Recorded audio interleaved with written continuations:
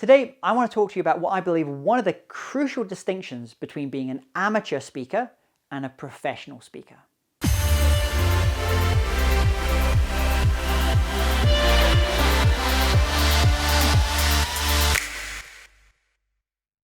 Hi, it's James Taylor here, keynote speaker and founder of Speakers U.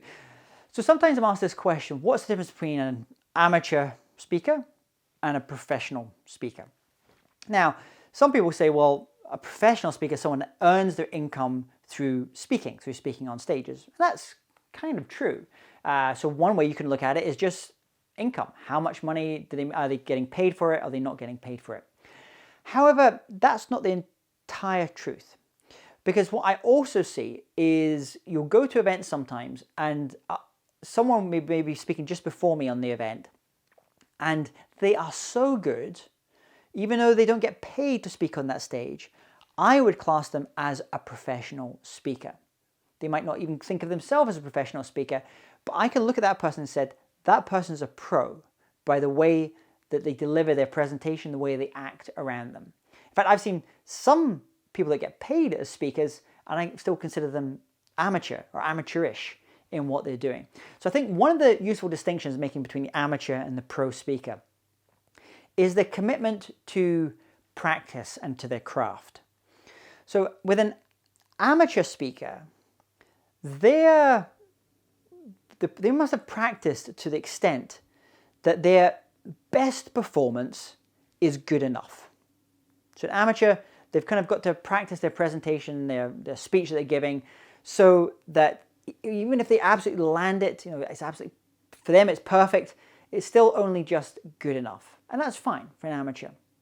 However, a professional, they have to have rehearsed and practiced and got their skills to a level where their worst performance is good enough. Their worst performance is good enough. Let me give you an example here. I know the number of speakers I've spoken to, professional speakers, really great speakers, who I know they maybe spoken before me at an event or after me before them, and backstage I'm having a conversation with them, and they're really sick. They've got the flu, or they're just not well, or they're really, really jet lagged, and they're tired and they're exhausted, but they still have to go on. And this is where you earn your money as a speaker, and you really notice that difference between the amateur and the pro, because I know that a professional speaker can go up there and her or his absolute, what they consider to be their worst performance, because they're not on it, they're not on their game, is actually still good enough, and the audience still think it's great. Now for them, internally, they might go, I didn't feel I did a particularly good job there. They recognize in themselves that was not their best performance. It was perhaps their worst performance, but even for the audience, it's still good enough. It's still good enough.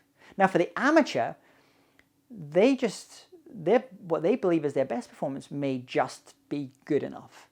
So this is something to see. And I think you see this in lots of professions, whether it's in the arts, in any type of performance, is getting your practice, your skill, your craft up to a level that even on a really bad day, when you're feeling like you don't want to get up there on stage, you can still absolutely do an amazing job and inspire, entertain, and educate that audience. For me, that's the sign of a professional. That's the sign of a pro. So let me know what you think. What do you think are the things that differentiate someone being an amateur versus someone being a professional speaker? My name's James Taylor. Thanks for watching.